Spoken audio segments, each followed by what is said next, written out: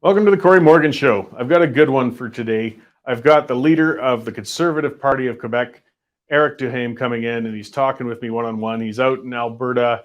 He just won the leadership of the party, and I know people are saying, Conservatives in Quebec? What? Where the hell are they there? Actually, they are, and it's a very old party in Quebec. It's been there since almost the beginning of Confederation, but it's fallen by the wayside, I guess, kind of like the Conservative Party in BC and things like that. You know, our parties come and go and change.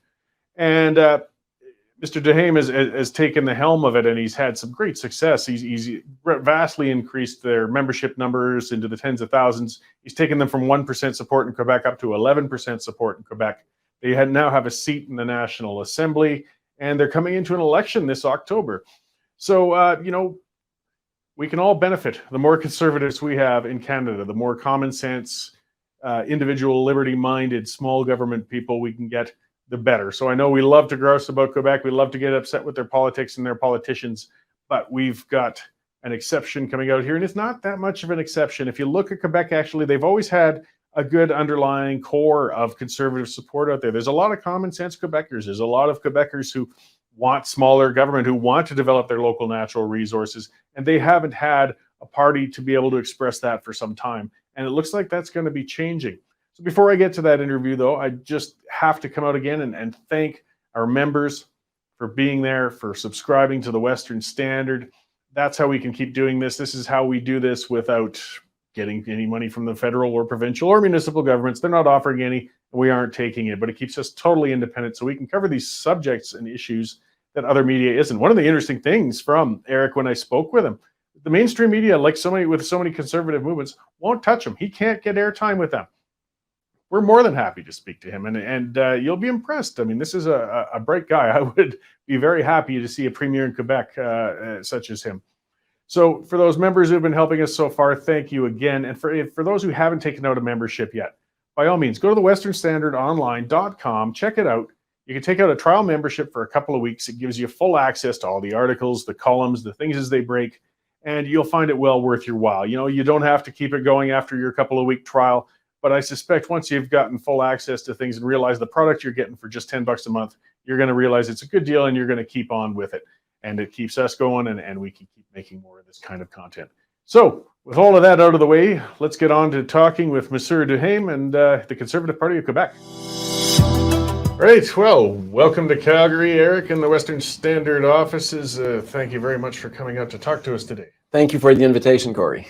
So, I mean, get right into it. I mean, as soon as, we ran across you yesterday and my interest was piqued immediately. Quebec Conservative Party, you've been resurrecting it and bringing it out and with some great success. We'll just start with there. What inspired you to get that party involved, take the leadership and get rolling? I was an ADQ. Historically, I worked for Mario Dumont, a small right-wing party in Quebec politics. We merged with the CAQ, the Coalition for the Future of Quebec, that is in government right now.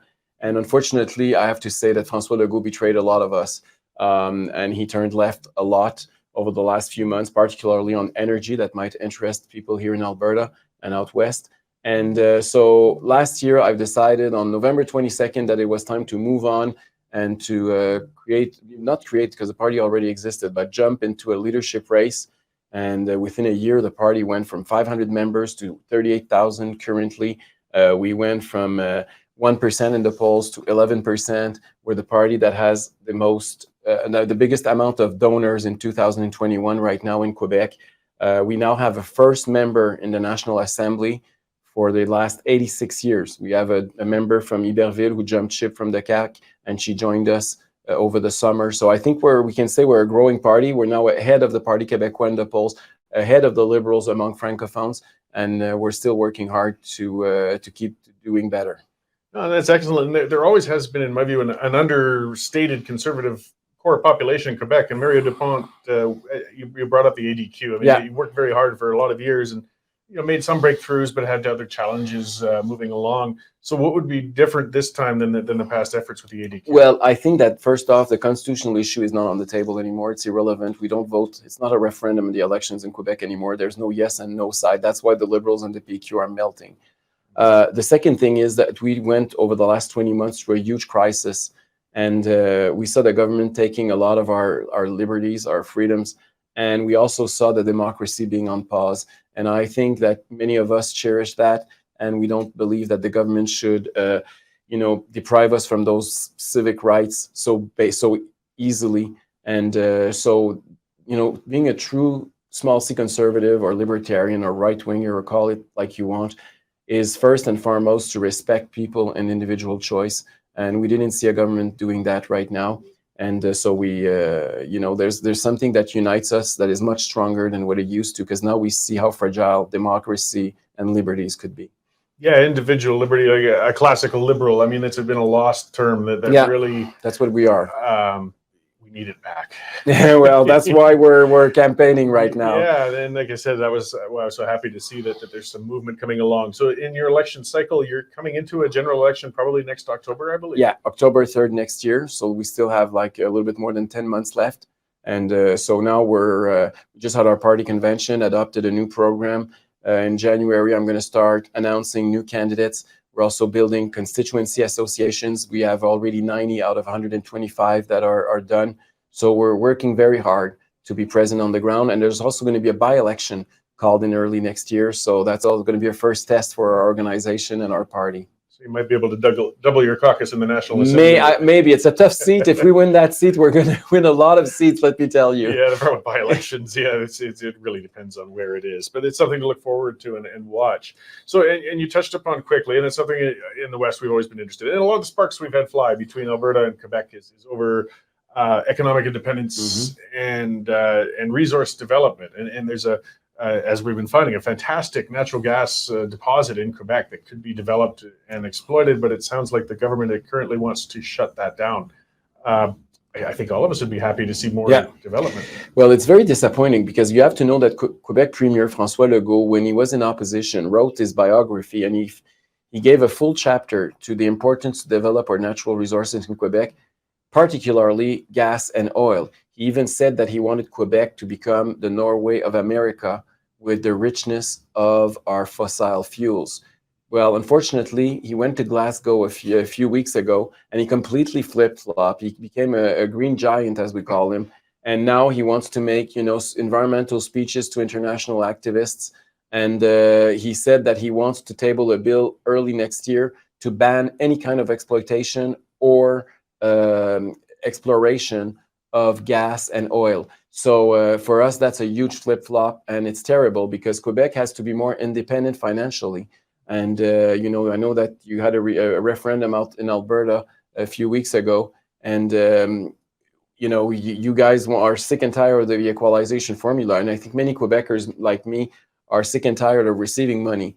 We want to be more autonomous, and independence doesn't start by voting yes in a referendum. It starts by paying off for your own social programs. And this is what we want to do. And unfortunately, François Legault used to say that also. He wanted to get out of equalization, and now he's a big promoter of it. It's kind of funny when you think about it, because he's a former separatist minister, right, in the Parti Québécois. And he wanted Quebec to become more and more independent politically, but economically, he's probably the premier that is going to make us the most dependent of the rest of Canada. It's kind of surprising, and I see a contradiction and a little bit of hypocrisy when you consider that he called your oil dirty oil also a few months ago, and the same guy wants to squeeze as much money out of it. There's a huge contradiction, and I hope that Albertans see it and going to tell him. Oh, we do, and we get pretty upset, but I don't think he cares much what we say. So that's why I'm excited to see a common sense voices surfacing in Quebec, though, and speaking up. And I am of a Alberta sovereigntist leaning sort of point of view in my own way. I've got problems with the system and the way Canada is set up. But as it stands, economic independence, if you don't have that, it's hard to move towards other forms of sovereignty, and you have the means at your disposal. Yeah, absolutely. Quebecers and Albertans have always been allies in this country in terms of our vision of federation. We've always been the two provinces that were the more autonomous. We're the two provinces where the Ottawa knows best approach is not really appreciated.